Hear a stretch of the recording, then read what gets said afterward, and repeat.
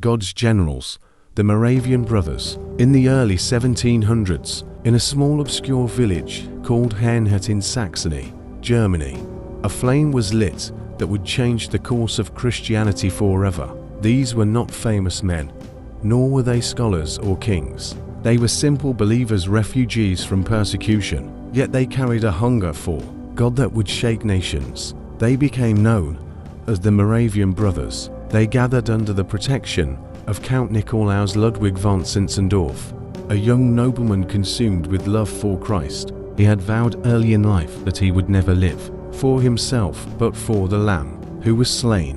When the Moravian exiles fled to his estate, he gave them shelter, not realizing God was about to raise a movement that would ignite the world. At first, their community was troubled. Disagreements, divisions, and tensions brewed among them. But on August 13, 1727, in a simple communion service, the Holy Spirit descended upon the Moravians in a way that mirrored the day of Pentecost. Hearts melted, quarrels ended, forgiveness flowed, a mighty revival broke out. From that moment, they entered into what history calls the Moravian Pentecost. Their lives were marked by extraordinary prayer and consecration. They began a prayer watch, an unbroken chain of intercession that lasted 100 years without ceasing. Day and night, someone was always at the altar, crying out to God for the nations, for revival, and for the Lamb to receive the reward of his suffering.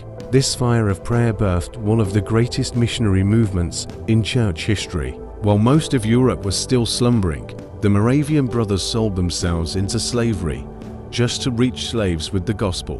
They boarded ships bound for the Caribbean, Greenland, Africa, and even the Americas. Some whispered words as they left their families forever. May the Lamb that was slain receive the reward of his suffering. Their vision was not their own glory, not even their survival, but Christ exalted among the nations. Historians say that when John Wesley encountered the Moravians during a storm at sea, their fearless faith pierced his soul.